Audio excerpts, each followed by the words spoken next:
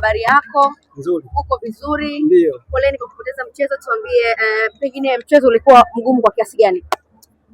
Mechi ilikuwa ngumu kwa pande zote kwa sababu ukiangalia dakika 45 tu plani yetu imeingia vizuri. Tumekuwa na plani ambayo ilikuwa nzuri kidogo kumpa ugumu mpinzani. Tulikuwa kwenye transition ya kudefend. So tukafanikiwa kwenda mapumziko, tuko bila, si ndio? Kwetu sisi ilikuwa inatupa faida.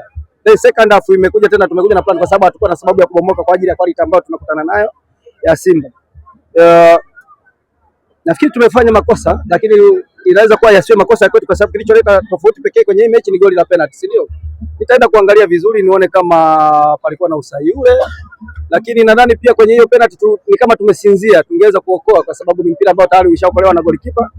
So ni kama tumesinzia kidogo, kama tungekuwa tuko active nafikiri labda tungekuwa na mechi ambayo inaisha bila, lakini yote kwa yote ni kwamba tumekuwa na mechi nzuri katika pande mbili. Unaweza kuona umeangalia upande mwingine una attack, upande mwingine una defend. Hizo zote ni pati za kimpira. Sio tunafikiri kwamba maybe ku attack tu ndio pati ya mpira, si ndio? Defend pia kama mtu yuko kwenye ubora wa kudefend, maana yake ni mechi ambayo ni nzuri. So tumetoa upinzani ambao kidogo unastahili kwa level ya Premier League, lakini bahati mbaya zaidi hatujaondoka na point 3 kwenye mechi hii, lakini tumeondoka na proud ya vijana wetu ambao wanaweza kufanyia mpango kwenye tactical.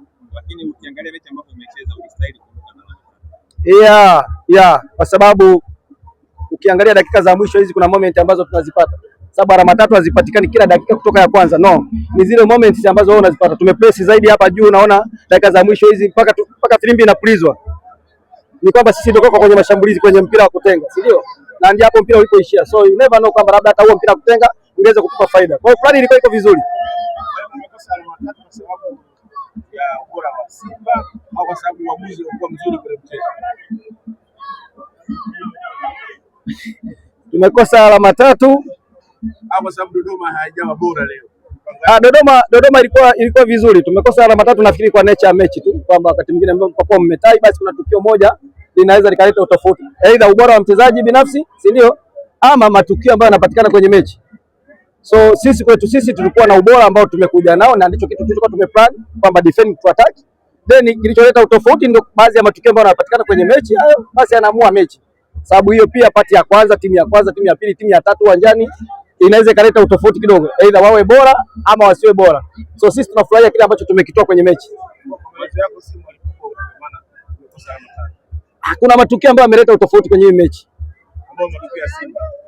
Nikizungumza kwamba hii mechi imetofautishwa na goli moja.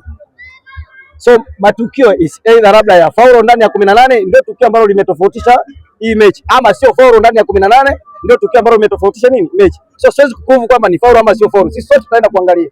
Kitu ambacho walijivunia kwa timu yako leo. Nipo tunaenda dressing room na kupongeza wachezaji. Ni kitu gani?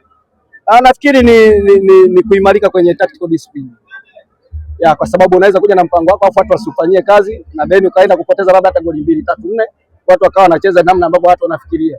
Kwa hiyo kuna vitu vya kupongeza kwa wachezaji wangu kwamba at least kuna sehemu tuna improve kwa sababu unaona uko away then haujakosidi goli nyingi ambazo zinaweza zikakuletea tofauti kwenye msimamo wa ligi, si ndio? Lakini ile performance pia inaweza kuwa proud kwa wachezaji wako kuendelea kwenye mechi nyingine.